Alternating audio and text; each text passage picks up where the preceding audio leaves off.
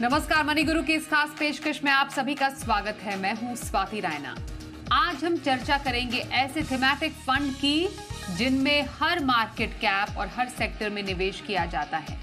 Business cycle fund, ऐसे thematic fund जिन sector में अच्छे प्रदर्शन की उम्मीद होती है उन सेक्टर को इस तरह के पोर्टफोलियो में शामिल किया जाता है। तो इन फंड की खासियत आज हम बताएंगे आपको, और चर्चा में हमारे साथ दो एक्सपर्ट्स जुड़ चुके हैं। Krishna Sanghvi, CIO equity, Mahindra Manulife mutual fund, और Pankaj Matpal, MD Optima money. दोनों एक्सपर्ट्स का बहुत धन्यवाद हमारे साथ इस खास चर्चा में शामिल होने के लिए, क्योंकि बात होने जा रही है थीमैटिक कैटेगरी की। इसलिए इस कैटेगरी को पहले समझना बेहद जरूरी है कि हम जब थीमैटिक फंड्स की बात करते हैं तो कैसे काम करते हैं थीमैटिक फंड्स, थीम्स क्या होती हैं और किस तरीके के फंड्स ऐसे कैटेगरी में शामिल होते हैं। पंकज जी, आपसे शुरुआत अगर करें तो एक ओवरऑल हम कैटेगरी की पहले चर्चा करते हैं, और सबसे पहले जानना चाहते हैं, जब हम किसी थीम से जुड़े हुए किसी फंड की बात करते हैं तो थीम कैसे काम करती है और किसी कैटेगरी में इस थीम को कैसे कैटेगराइज किया जाता है। स्वाति जी नमस्कार। देखिए, जब आप इक्विटी म्यूचुअल फंड्स में इन्वेस्ट करते हैं तो एक तरह के फंड्स ऐसे हो सकते हैं जहां पर सभी तरह के सेक्टर्स और सभी तरह के मार्केट कैप वाले शेयर्स इंक्लूड किए जा सकते हैं। दूसरा ऐसा हो सकता है कि किसी फोकस्ड सेक्टर पर इन्वेस्टमेंट किया गया हो, जैसे कि कोई भी सेक्टरल फंड हो सकता है। और तीसरी एक क्लास हो सकती है जहां पर ना तो एकदम स्पेसिफिक सेक्टर है और ना ही पूरी तरह डाइवर्सिफाइड है, लेकिन एक थीम में इन्वेस्टमेंट किया जा रहा है। ये थीम कई तरह की हो सकती हैं, और थीमेटिक फंड में भी अगर आप देखेंगे तो कुछ थीम्स ऐसी हो सकती हैं जहां पर कि कुछ सिलेक्टेड सेक्टर ही शामिल हो। लेकिन जैसा आप जिक्र कर रहे थे बिजनेस साइकिल की, तो बिजनेस साइकिल फंड में देखा जाए तो मल्टीपल सेक्टर्स यहां पर इंक्लूड किए जा सकते हैं। तो देखा जाए तो एक थीमेटिक फंड को एक डाइवर्सिफाइड और एक सेक्टरल फंड के बीच में रखा जा सकता है। और थोड़ा सा इसको डिफरेंशिएट करने के लिए सेक्टोरल फंड्स की भी बात होती है। तो सेक्टोरल फंड किसी थीमैटिक फंड से कैसे अलग हो जाते हैं, उसके बाद हम बिजनेस साइकिल फंड पे और आगे चर्चा बढ़ाएंगे। पर सेक्टोरल फंड की खासियत क्या रहती है, वो कैसे अलग है? जी, सवाल मेरे लिए है स्वाति है। जी जी पंकज जी, बिल्कुल बिल्कुल पंकज जी, इसी से जुड़ा हुआ सवाल, इसलिए जवाब आप ही से। जी, देखिए, जब सेक्टर की बात होती है तो हम किसी पर्टिकुलर सेक्टर, चाहे वो बैंकिंग एंड फाइनेंशियल सर्विसेज हो, या हो सकता है आईटी सेक्टर हो, फार्मा सेक्टर हो, तो इस तरह से हम किसी सेक्टर की बात करते हैं। और वहां पर क्योंकि बहुत कॉन्सेंट्रेटेड एक पोर्टफोलियो हो जाता है कि एक ही सेक्टर में आपका इन्वेस्टमेंट होगा। लेकिन जब थीम की बात होती है तो थीम में मल्टीपल सेक्टर हो सकते हैं। यदि हम बात करें मान लीजिए हाउसिंग सेक्टर की, हाउसिंग थीम की, तो यहां पर कुछ ऐसे सेक्टर जिनका संबंध हाउसिंग से वो हो सकते हैं। यदि हम बात करें कंजम्पशन की, तो ऐसे सेक्टर शामिल हो सकते हैं जिनका संबंध कंजम्पशन से हो। और जैसे भी बात करें बिजनेस साइकिल की, तो यहां पर सिक्लिकल स्टॉक्स हैं या ऐसे सेक्टर्स जो समय समय पर समय के अनुसार, इकोनॉमी के अनुसार परफॉर्म कर सकते हैं, वो शामिल हो सकते हैं।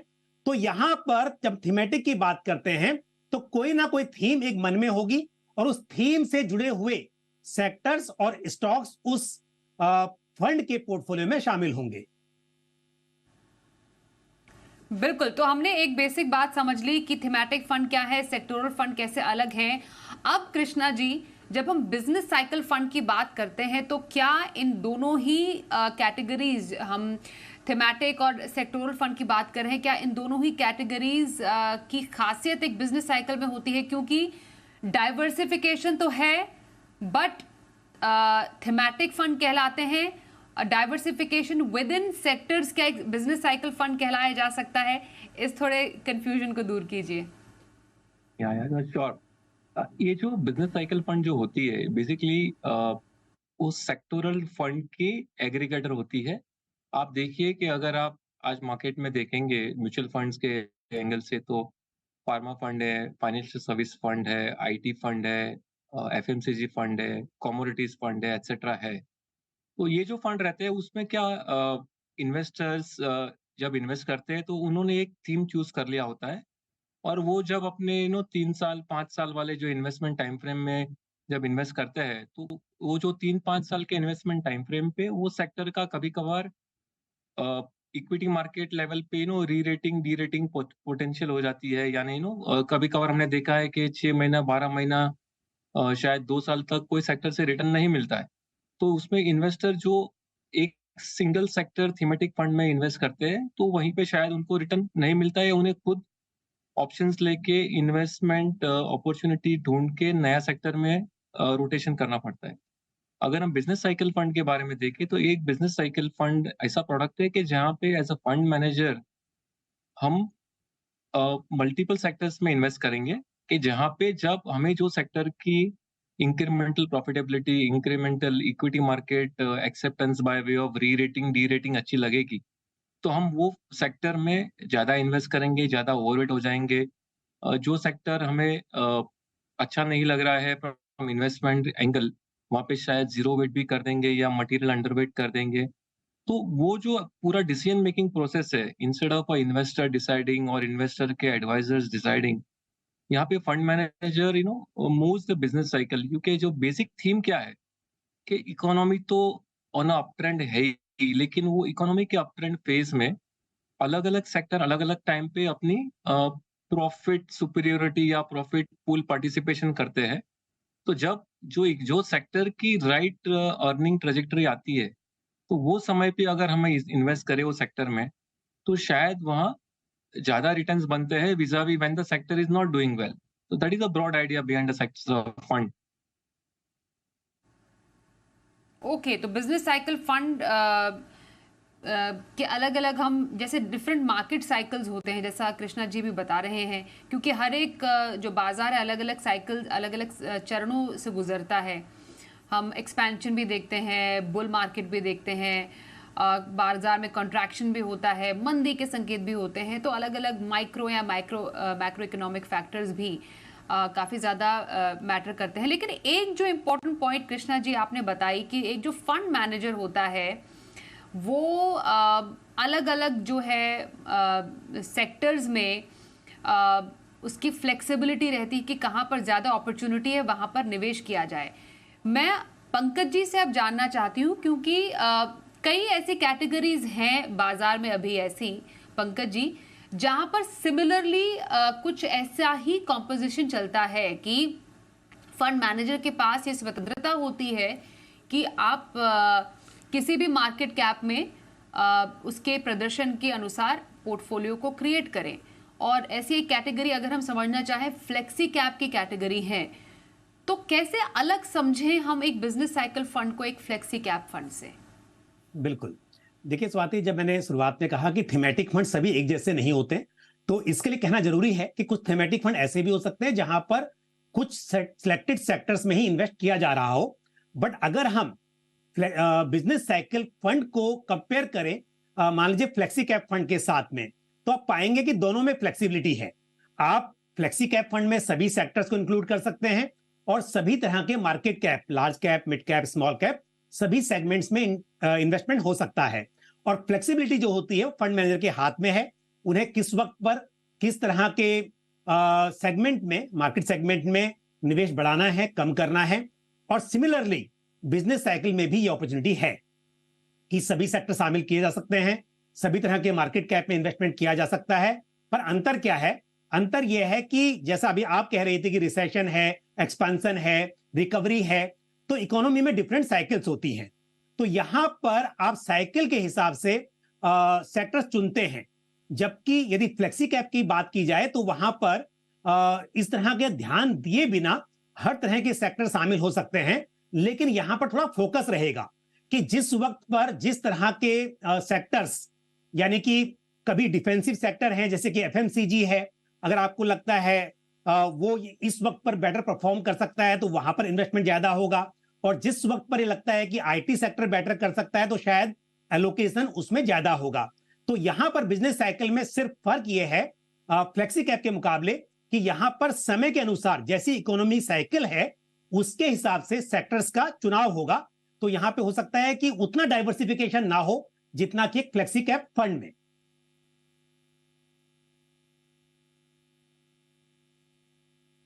तो एक डिफरेंशिएशन जरूरी था कि business cycle fund flexi cap fund से कैसे अलग है, क्योंकि थोड़ा बहुत हमने जो समानता समझी आपने उसको क्लियर कर दिया कि यहाँ पर जो अलग अलग साइकिल्स हैं, जो चरण होते हैं अलग अलग, उनके हिसाब से ये जो निर्णय हैं वो फंड मैनेजर लेते हैं। इसलिए कृष्णा जी, क्योंकि अलग अलग साइकिल्स की यहाँ पर बात हो रही है, इसलिए समझना जरूरी है, क्योंकि हर बार बाजार का जो मूड है या अलग अलग साइकिल समान नहीं होते हैं, इसमें बहुत ज्यादा बदलाव होते रहते हैं। इसलिए बिजनेस साइकिल फंड ऐसे में काफी जोखिम भरे भी हो सकते हैं। तो समझना जरूरी है कि एक प्योर थीमेटिक फंड, प्योर मैं इसलिए कह रही हूं क्योंकि हम बिजनेस साइकिल फंड को एक डाइवर्सिफाइड फंड के तौर पर भी हम देख रहे हैं, क्योंकि अक्रॉस मार्केट कैप्स इसमें डाइवर्सिफिकेशन का भी मौका मिलता है। पर बाकी अगर माने हम कहें कि बाकी थीमेटिक फंड के मुकाबले एक बिजनेस साइकिल फंड में जोखिम कितना रहता है? एक्चुअली आप अगर इन्वेस्टर्स के एंगल से देखेंगे तो जो बाकी थीमेटिक फंड्स है उसमें सबसे बड़ी परेशानी यह है कि जब वो थीम नहीं चल रही है मार्केट में, तो इन्वेस्टर को उन्हें डिसाइड करना पड़ रहा है कि उन्हें वो थीमेटिक फंड में इन्वेस्ट करना है या उनमें से रिडेम्पशन करना है। लेकिन अगर आप ये बिजनेस साइकिल फंड के एंगल से देखेंगे तो वहाँ पे बिजनेस साइकिल फंड में फंड मैनेजर अपनी एसेट एलोकेशन वो अलग अलग थीम्स में या अलग अलग सेक्टर्स में चेंज कर सकता है। तो वो एंगल से देखेंगे तो definitely business cycle fund offers that flexibility कि आप फंड मैनेजर एलोकेशन चेंज करके अपने पोर्टफोलियो को डायरेक्ट कर सकता है to accept to participate in the new market realities. So that is the advantage actually of business cycle fund. Yes, जैसे आप बात कर रहे थे पंकज जी के, इसमें थोड़ा कंसंट्रेशन ज्यादा रहता है और जैसे आप कंसंट्रेशन लेंगे तो थोड़ा risk increases because of concentration, but at the same time that concentration is taken to benefit out of when the investment views go right on the economy, on the market direction, etc. Okay Pankaj ji, जो ये पूरी category है business cycle की, इसमें सबसे पुराना fund अगर हम समझें, अगर मैं सही हूं तो लगभग 9 साल पुराना फंड है।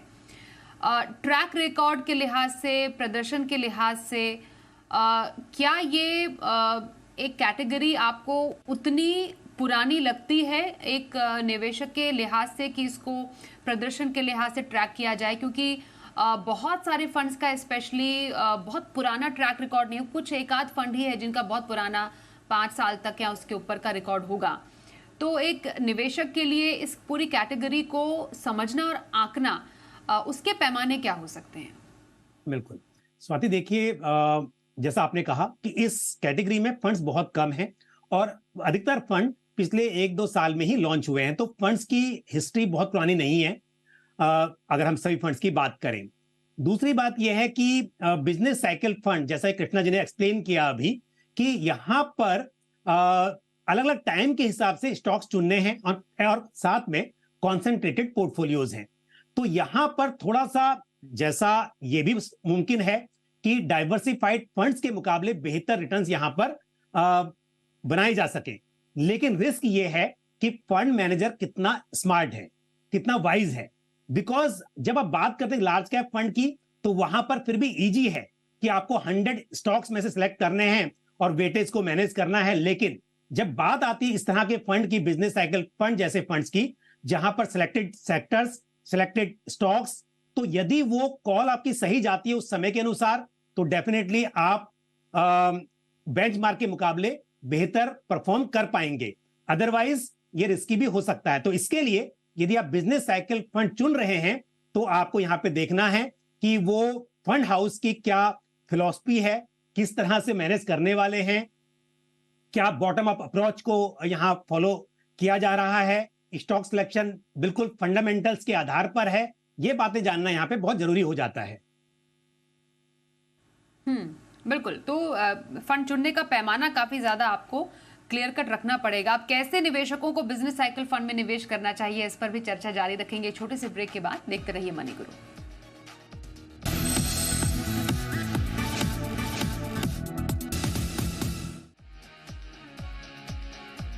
आज हम बिजनेस साइकिल फंड पर कर रहे हैं खास चर्चा। हमारे साथ Krishna Sanghvi, CIO equity, Mahindra Manulife mutual fund, और Pankaj Matkal, MD Optima money.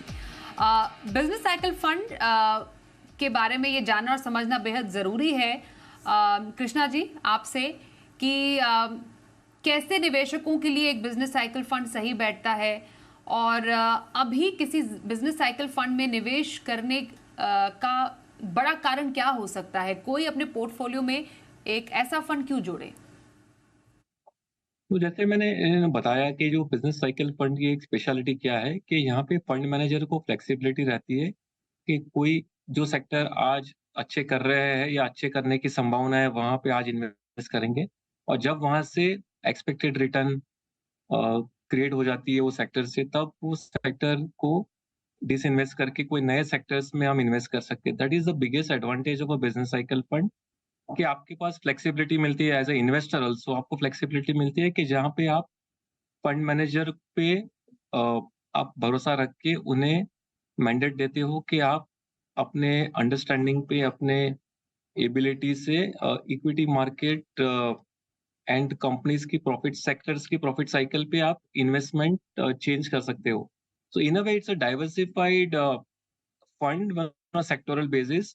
तो वो ऐसा इन्वेस्टर को यहाँ इन्वेस्ट करना चाहिए कि जहाँ पे they are willing to entrust the fund manager with this changing the sectoral mix of portfolio based on the economic trend, based on the equity market valuation variables। क्योंकि आप देखेंगे तो हर कंपनीज की, हर सेक्टर की दो स्पेशलिटी रहती है। एक है जो अपनी अर्निंग करती है, earning trajectory, how much it is vis a vis its own capability, potential, historical past, and दूसरा रहता है इक्विटी मार्केट की वैल्यूएशन मल्टीपल्स। तो हम बहुत सेक्टर ऐसे मिलते हैं कि जहाँ पे अर्निंग कैपेबिलिटीज काफी अच्छी है लेकिन करंट वैल्यूएशन कम है।